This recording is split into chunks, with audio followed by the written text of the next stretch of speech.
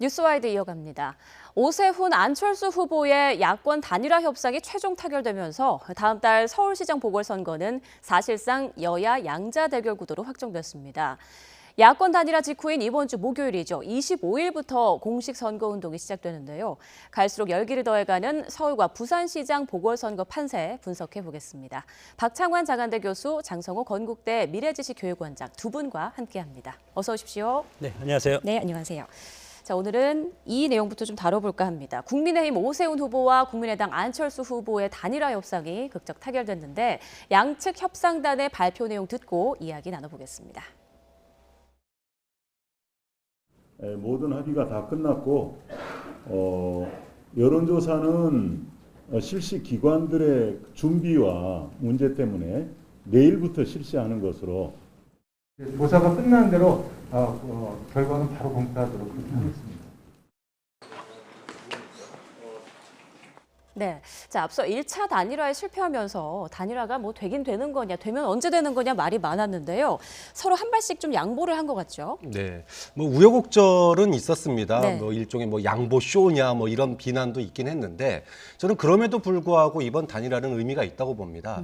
일상적으로 보통 보면 단일화를 하는 이유는 각자 나왔을 때 그러니까 불리하기 때문에 단일화를 하는 거거든요. 네. 그런데 지금 뭐 LH 사태가 이 선거판을 갖다가 뒤엎으면서 야권에게 굉장히 유리한 상황이에요. 그러니까 누가 나와도 당선 가능성이 높은 상황이다 보니까 이런 상황에서 단일화는 사실 굉장히 어렵습니다. 그런데 이제 그럼에도 불구하고 우여곡절은 있었지만 단일화가 결과적으로 이제 성공하게 됐다라고 하는 점에서 보면은 성사됐다는 점에서는 의미가 있다.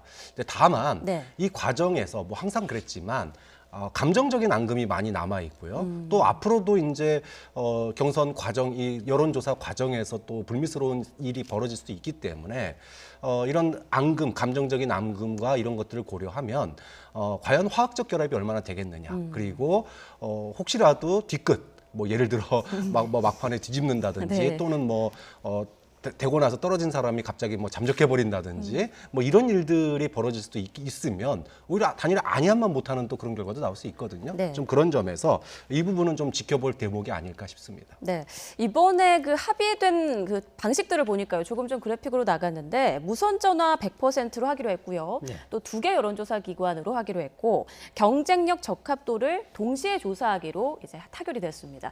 그런데 사실 오 후보 측은 그동안 유선 전화 조사를 좀 넣기를 원했었는데 이번에 무선 전화 100%로 합의가 됐잖아요.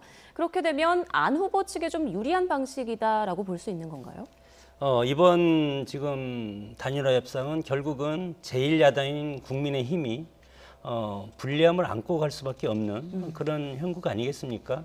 안철수 후보 같은 경우는 단일화에 실패하더라도 후보로서 당연히 서울시장 후보로서 지금 등록이 돼 있기 때문에 출마를 할 것이고 국민의힘 같은 경우는 단일화에서 져서 제1야당이 후보를 내지 못한다면 국민의힘 자체가 와야 될 가능성이 상당히 크다. 네. 그렇기 때문에 더 절실한 것은 국민의힘이었다.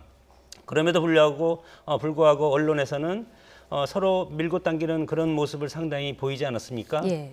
이것이 이제 소위 말해서 극적으로 타결됐다 하는 이런 것들을 지금 언론을 통해서 지금 본인들이 얘기하고 싶은 것인데 일단 국민의힘이 상당 부분 양보를 해야만이 안철수 후보가 링 위에 올라올 가능성이 상당히 커졌고 그래서 안철수 후보가 원하는 유선 10%를 지금 삭제하지 않았습니까? 네. 그렇기 때문에 안철수 진영에서 지금 요구하는 무선 100%로 지금 여론조사를 해서 결정이 됐고 이런 것들이 앞으로 결과를 보면 모르겠습니다. 결과가 만약에 여론조사 과정이라다가 그 결과 이후에 정말 이분들이 화학적 결합을 할 것인가. 왜냐하면 지금 서울시장 임기는 이제 1년밖에 안 되기 때문에 내년 대선을 앞두고 있지 않습니까? 예. 국민의힘 특히 이제 박근혜 전 대통령 탄핵 이후에 국민의힘의 지금 현재 추이는 새로운 정당을 만들어서 아니면 현 정당에서 유력 주자를 만들어서 민주당 후보와 맞서는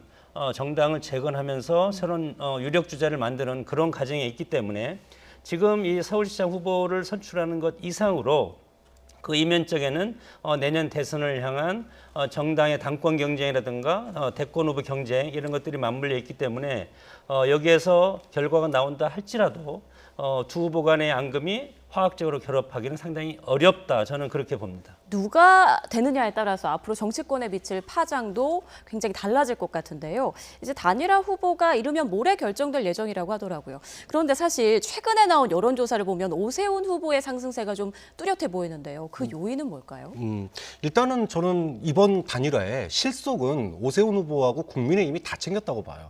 아까 뭐 명목상 그 협의 결과를 보면은 안 후보의 주장이 뭐 여러 개 들어간 것처럼 보이지만 네. 불과 한 달 전, 아니 3월 초까지만 하더라도 국민의힘은 스스로 후보를 낼 수 없을 정도의 상황이었거든요. 그런데 그동안에 김종인 비대위원장이 안철수 후보를 갖다가 맹 비판하면서 어쨌든 지금 거의 동등 또는 일부 여론조사에서는 오 후보가 안 후보를 갖다가 앞서는 이런 결과도 나오고 있거든요. 맞습니다. 사실 여기에 가장 결정적인 힘은 저는 두 가지라고 보는데 네. 하나는 LH 사태입니다. 이 LH 사태가 국민의 공분을 일으키는데 이게 국민의힘 지지층 결집으로 이어졌어요. 이게 경선 과정하고 맞물리면서 그러니까 첫 번째는 LH 사태고요. 두 번째는 조직의 힘입니다. 그러니까 조직이 있는 것과 없는 것이 바로 이런 데서 차이가 나는 거예요. 어떤 바람이 불었을 때 좀 국민의힘은 기존에 그 당 조직이 있기 때문에 이걸 가지고 경선 과정에서 그게 결집할 수 있었던 거고 안철수 후보 측은 이것을 정말 야권의 바람이 불고 여권에 대한 소위 분노의 바람이 부는데 이걸 잡을 수 있는 조직이 없는 거죠. 그러니까 결국 대한민국 이 선거에서 조직의 힘이 얼마나 큰지를 또 한 번 보여주는 게 예. 이번 불과 한 달 사이에 오세훈 후보가 안 후보와 이 격차를 갖다 거의 없애거나 또는 뭐 이런 과정까지 온 것은 결국은 뭐 LH 사태라고 하는 바람과 조직이다 이렇게밖에 볼 수 없는 거죠. 네. 말씀하신 대로 그리고 조금 전 그래픽으로도 나갔지만 박영선 후보와의 양자 대결뿐 아니라 삼자 대결에서도 이제 좋은 결과를 오세훈 후보가 보였단 말이죠. 그 요인 또 다른 거 좀 짚어주실 수 있을까요? 뭐 근본적으로 현재 민주당으로서는 박영수 후보 같은 경우는 애초에 출발 자체가 지금 전임시장의 성추문으로 지금 재보궐선거가 열리기 때문에 집권당으로서는 상당히 악재고 그리고 방금 말씀하셨던 LH 그 사태 그런 것들 또 뭐 여러 가지가 있지만 또 성추문 피해자 기자회견이 직전에 있었습니다. 예. 이런 것들이 중도 표심 여론적 주의를 상당히 압박을 해서 제1야당의 오세훈과 또 그리고 안철수 후보의 지지율을 상당히 끌어올리는데 기여했다. 그럼에도 불구하고 재보궐선거는 투표율이 상당히 낮지 않습니까? 지난 2011년도 재보궐선거 때 그때도 마찬가지로 48.6% 정도가밖에 투표율이 나오지 않았기 때문에 특히 지금 같은 경우는 LH 사건으로 여권의 주 지지층인 2030이 대거 투표장에 나오지 않을 가능성이 상당히 커졌다. 그래서 이번 선거가 상당히 조직선거가 될 가능성이 상당히 크다.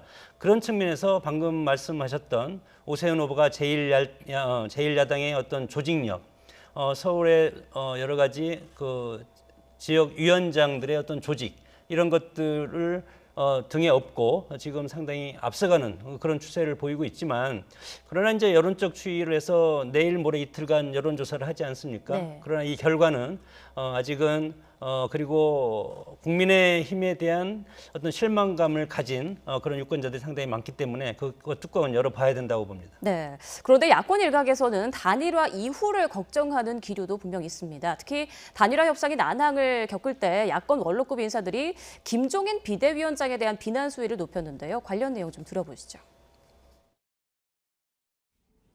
당신이 역할이 없다.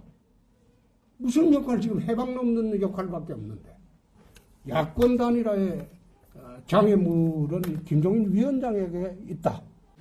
비대위원장이 안철수를 정말 이성을 잃고 저주에 가까운 그런 비난을 퍼부음으로써 사람을 이렇게 상처를 많이 입히고. 네, 김종인 위원장이 안철수 후보를 향해서 정신이 좀 이상한 것 같다 이런 좀 거친 발언을 한 것에 대해서 이렇게 비난이 나온 건데요. 네. 자, 일각에서는 김종인 위원장 사퇴해야 한다 이런 주장도 나오고 있지 않습니까? 근데 이게 지금 국민의힘 다수의 얘기는 아니에요. 그러니까 지금 아까 말씀하신 분들 보면 김무성, 이재호, 홍준표, 그러니까 이른바 과거의 당내 실세를 가지고 있던 분들이 이제 밀려나신 분들이에요. 네. 그러니까 이분들은 김종인 비대위 체제가 끝나고 뭔가 좀 그 새 판을 짜서 당의 어떤 주도권을 갖다가 쥐고 싶어하는 분들이기 때문에 이 김종인 비대위를 좀 밀어내려고 하는 분들이죠. 그런데 한번 생각해 보자고요. 불과 2월 말 3월 초 그때까지만 하더라도 국민의힘에는 서울시당 후보가 없었습니다. 아니 이 정도 경쟁력을 가진 사람이 없었어요. 예.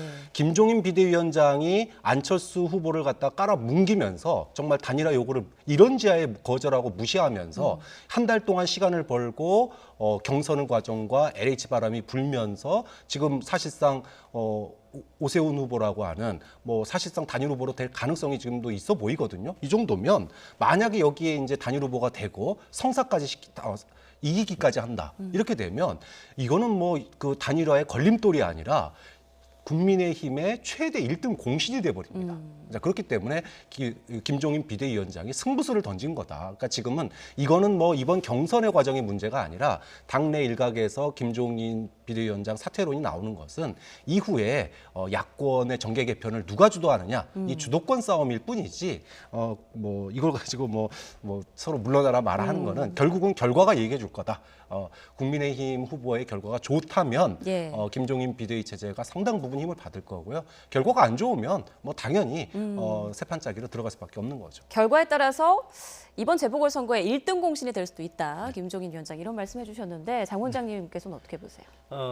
제1야당이기 때문에 정권 획득이 정당의 목표 아니겠습니까? 특히 야당의 경우는 다음 대통령 선거 때 정권을 획득해야만이 그런 것들은 어떤 유권자의 어떤 그 열망을 실현할 수 있기 때문에 지금 사실은 너무 빠른 것이 아닌가. 지금 문재인 정부의 어떤 실적이라든가 LH 사태라든가 이런 것 때문에 상당히 지금 여론적 추이가 상당히 악화되고 있지 않습니까? 네. 물론 재보궐선거에서 단일화를 필두로 해서 이런 어떤 모습이 보이지만 제1야당인 국민의힘은 내부적으로 외부적으로 해서 당권 경쟁 그리고 대권 경쟁이 이미 시작되었다.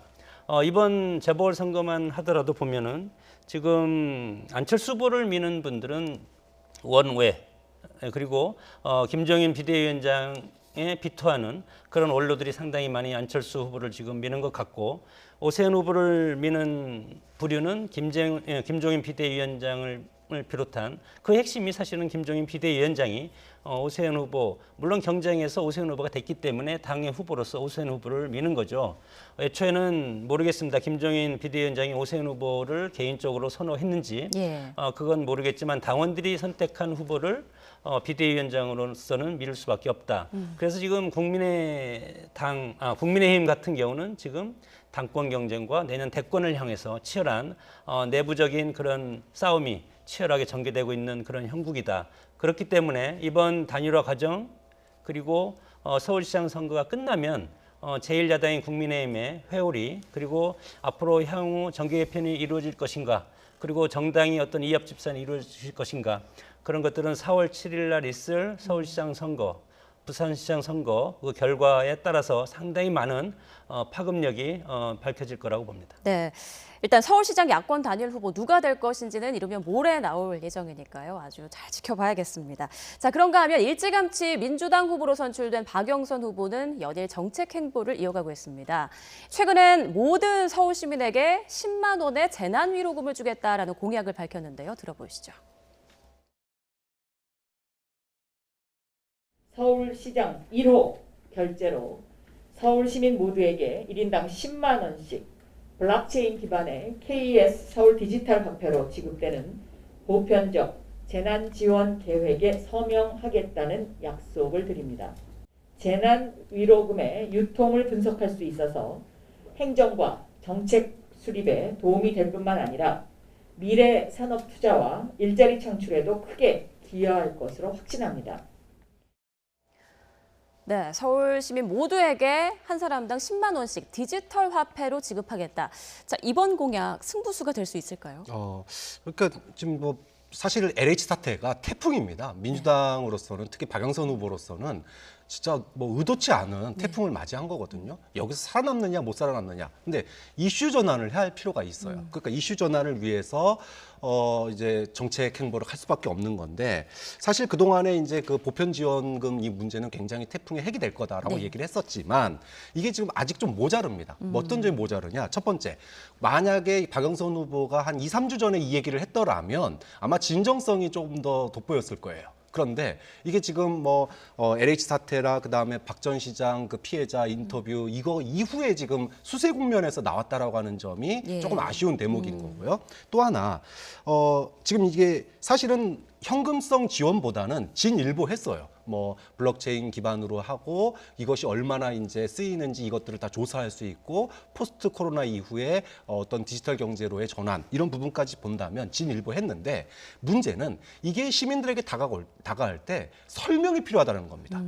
맞습니다. 그러니까 뭐 블록체인이 뭔지 그다음에 뭐 프로토콜이 뭔지 이런 설명이 필요하기 때문에 직접적으로 와닿는 구호에서는 조금 거리감이 있다. 좀 그런 점에서 지금은 태풍 올 때니까 진정성 있게 이렇게 정책을 계속해 나가면서 앞으로 어떤 반전의 기회가 온다면 뭐 사실 이슈 전환이라고 하는 건 앞으로 선거 일정이 많이 남았기 때문에 또 한 번 또 다른 바람이 일 거 아닙니까? 그때까지는 이런 좀 진정성 있는 정책 행보를 꾸준하게 해 나가는 게 지금으로서는 뭐 박영선 후보는 할 수 있는 게 그밖에 없죠. 네, 다른 후보들도 지금 현금성 복지 공약을 다 내세우고 있는데 오세훈 후보는 중위소득 100% 이하에게 안심소득을 제공하겠다. 그리고 안철수 후보는 손주 돌봄 수당을 제공하겠다. 이렇게 밝히지 않았습니까? 이런 현금성 복지 공약들이 표심 잡기에 좀 많은 효과가 있다고 보는 거겠죠?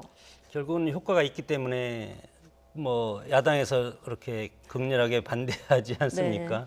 특히 보수 정당이 집권을 할 때는 진보 쪽에서 상당히 이거에 대해서 선심성이라고 상당히 비판을 했고 테이프를 틀어보면 정당 이름만 바꿔서 얘기하면 똑같지 않을까? 이것이 이제 우리 정치의 현실인데 물론 뭐 정부 입장 그리고 집권층 입장에서는 정부에 곡간을 주고 있기 때문에 유기적으로 당정 협의를 통해서 이런 것들을 풀 수 있는 그런 여력이 있는 그런 권력을 가지고 있다. 저는 그렇게 봅니다. 그렇기 때문에 이번에 물론 오세훈 후보라든가 안철수 후보도 이와 비슷한 그런 것들을 갖다는 것은 이 복지라는 것이 시대정신이라는 겁니다. 그래서 정치인이라는 것은 시대정신, 시대와 국민들이 요구하는 것을 부응해서 정책을 내놓고 그 정책을 국민들로부터 추인을 받아서 집행하는 자리에 가는 것이 정치의 어떤 구도이기 때문에 지금 보면은 특히 지금 그 박영선 후보의 그 지금 뭐 10만 원씩 주는 거 이런 것들도 마찬가지로 고도의 선거 전략이라고 저는 봅니다.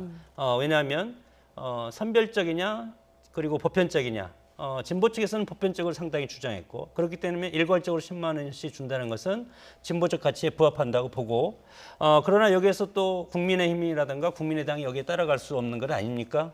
뭐냐면 당의 정체성과 관련되기 때문에 그래서 보편적 복지로서 그리고 서민 우위로서 그리고 이런 것들 제시함으로써 지지층을 분리할 수 있는 아주 중요한 어떤 그런 핵심 키를 파고 들어감으로써 과거에 노무현 대통령이 즐겨 쓰던 겁니다. 어떤 아젠다를 던졌을 때 51대 49로 지지층끼리 서로 분리할 수 있는 이런 분리 전술을 지금 쓰고 있기 때문에 상당히 여권 입장에서는 가장 정체성이 있는 효과적인 전술을 먼저 던졌고 과연 국민의힘에서 이것을 선별적인 복지로 국민들한테 어떻게 이것을 포장할 수 있고 이것을 다시 뒤엎을 수 있는 그런 정책을 과연 낼 수 있을 것인가. 상당히 그런 정책적인 한계에 부딪힐 가능성이 상당히 큰 것이 지금 코로나19 아주 위기 아니겠습니까? 위기이기 때문에 지금 국민들은 쭉 재난지원금 형태를 쭉 받아왔고 마찬가지로 이 서울시민 전체 10만 원도 마찬가지로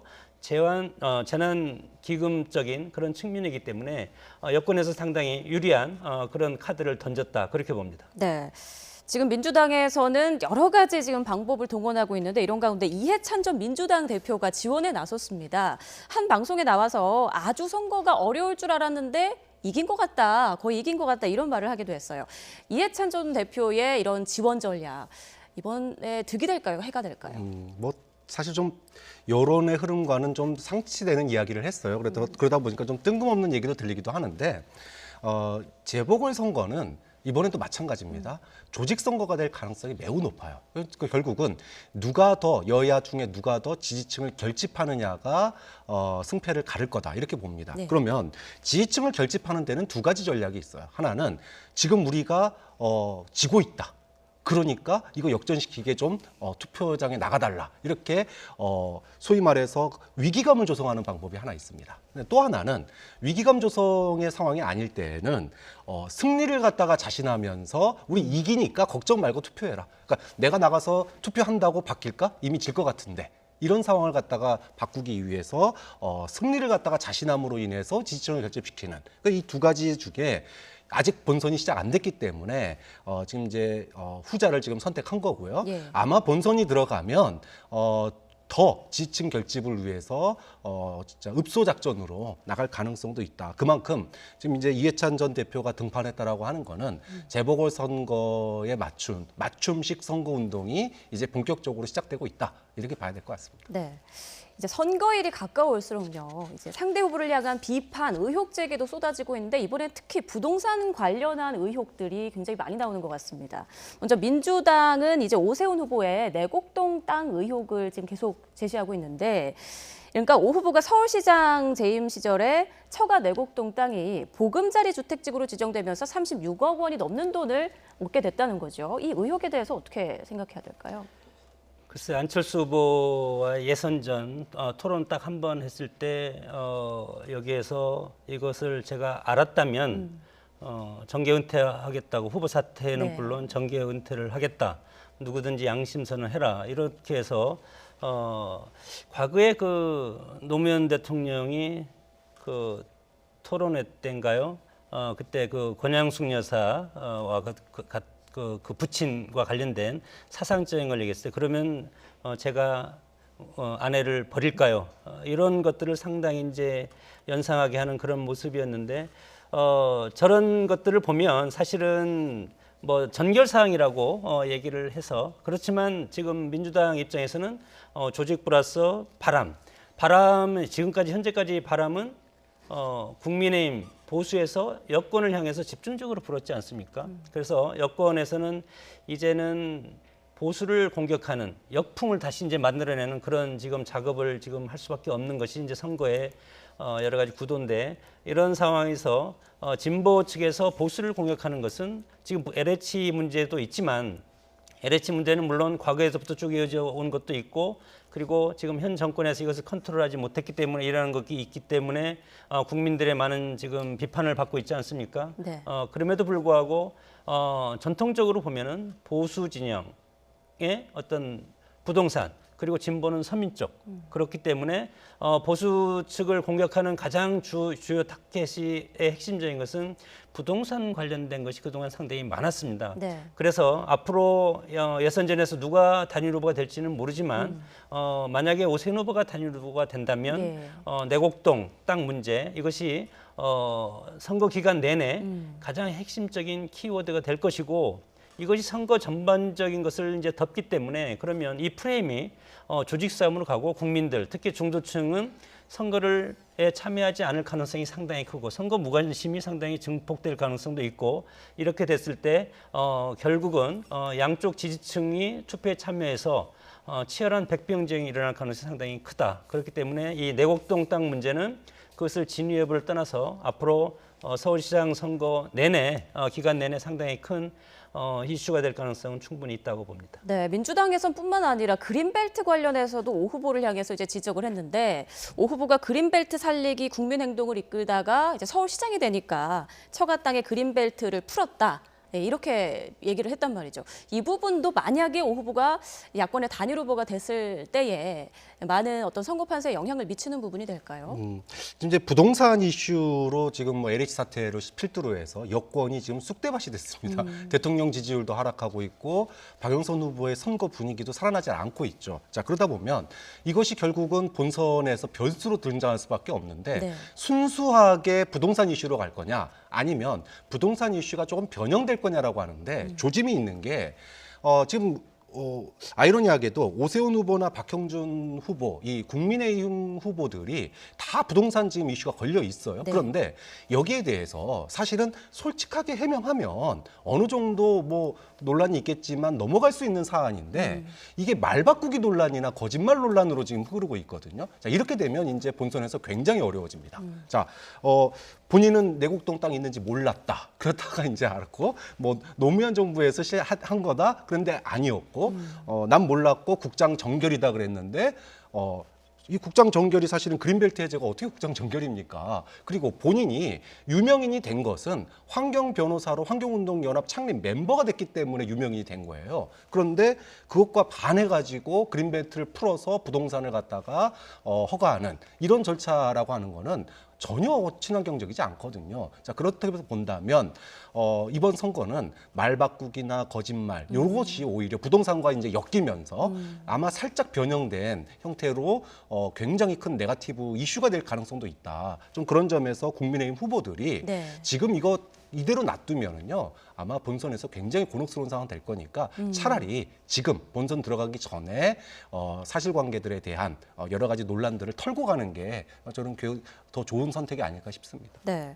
자, 이에 맞서서 국민의힘은 이제 박영선 후보 부동산 문제를 제기하며 역공에 나섰는데요. 남편의 일본 초호 아파트 언급하면서 이거는 해외 투기 아니냐 이렇게 이제 주장을 했는데 박영선 후보는 이미 지난달에 이거를 팔았다라고 또 반격을 했단 말이죠. 이건 어떻게 보세요? 그러니까 이제 이엔이 이제 뭐 여러 가지 부동산으로 나오니까 똑같이 부동산으로 호화 주택으로 이렇게 해서 지금 국민의힘 쪽에서는 뭐 다시 반격을 취한 형세가 됐는데 네. 박영선 후보는 이미 서울시장 후보 나오는 것을 이제 결심을 하고 일본에 그 남편이 구입했다는 그 집 그것을 이제 처분한 걸로 오늘 뭐 사실은 발표를 하면서 상당히 목소리가 크게 이렇게 이제 발표를 했다는 그런 뭐 방송 멘트도 있었는데 어떻게 보면은 국민의힘이 이것에 대해서 충분히 사전적인 선거 캠프에서 이런 것들을 상당히 사전적으로 이렇게 조사를 해서 이렇게 이슈를 던져야 되는데 어떻게 보면은 조금 이제 면인이 꺾였다 이렇게 봅니다. 그럼에도 불구하고 결국은 이 부동산 문제로 가지고 이렇게 지금 이슈 전환을 시킬 때 서로 백병전으로 맞붙었을 때는 지금 내곡동 땅과 LCT 문제 이것이 지금 상당히 크게 부각될 가능성이 상당히 크지 않습니까? 네. 물론 LH라는 사태 같은 것은 여러 가지 전반적인 국민 여론의 형성이 되지만 결국은 선거라는 것은 단기간에 승부를 보는 거기 때문에 단기간에 민주당의 전략은 서민 기법입니다.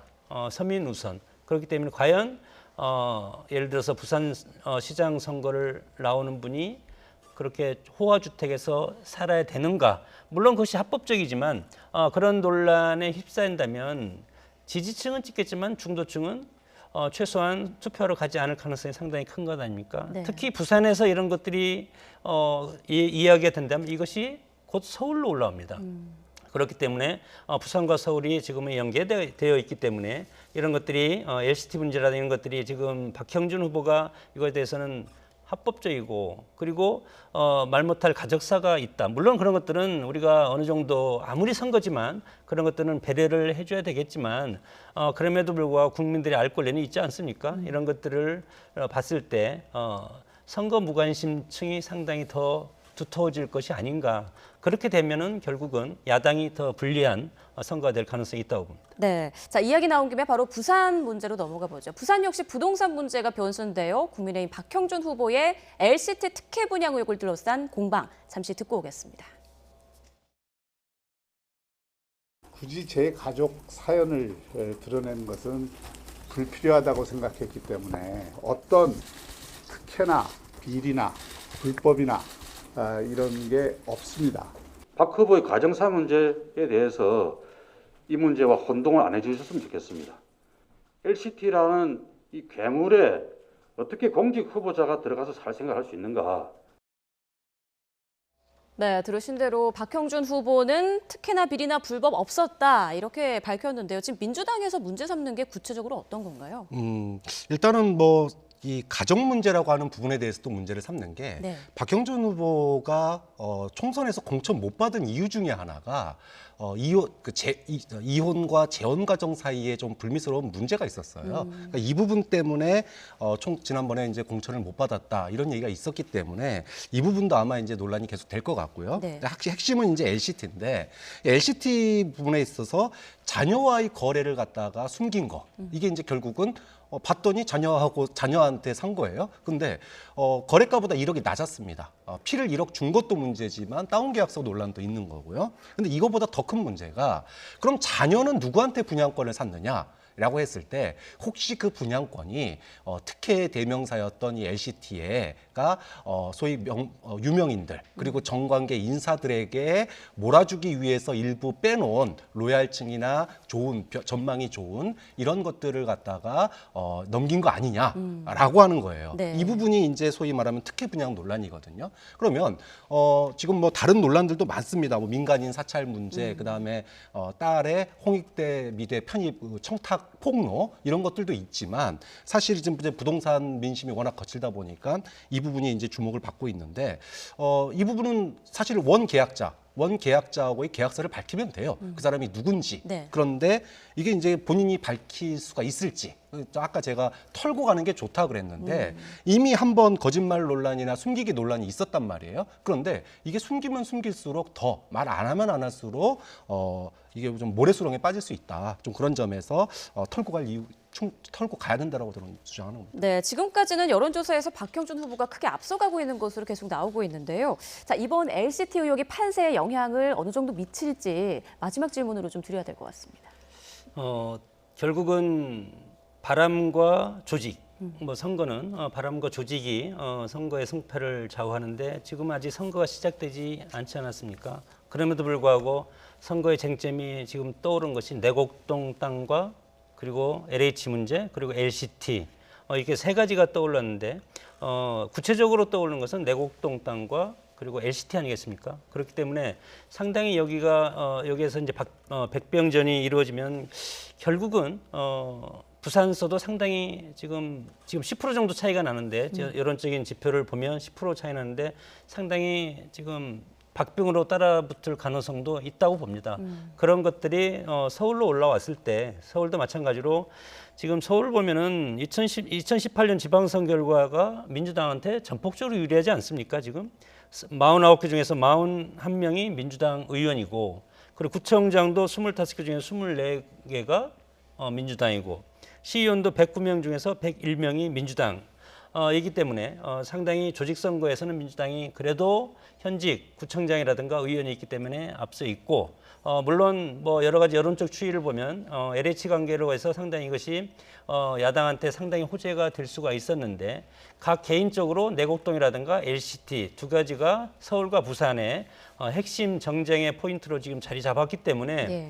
본선에서는 정말로 치열한 국회의원들까지 다 동원된 그리고 구청장까지 동원된 치열한 어떤 백병전이 될 가능성이 있고 이렇게 됐을 때 국민들이 여러 가지 투표에 가지 않을 가능성도 있기 때문에 상당히 박빙으로 끝날 가능성이 있다 그렇게 봅니다. 네, 이번 재보궐선거 부동산이 역시 핵심 이슈이자 변수인데요. 끝까지 결과 지켜봐야겠습니다. 지금까지 박창환 장한대 교수, 장성호 건국대 미래지식교육원장과 이야기 나눠봤습니다. 고맙습니다.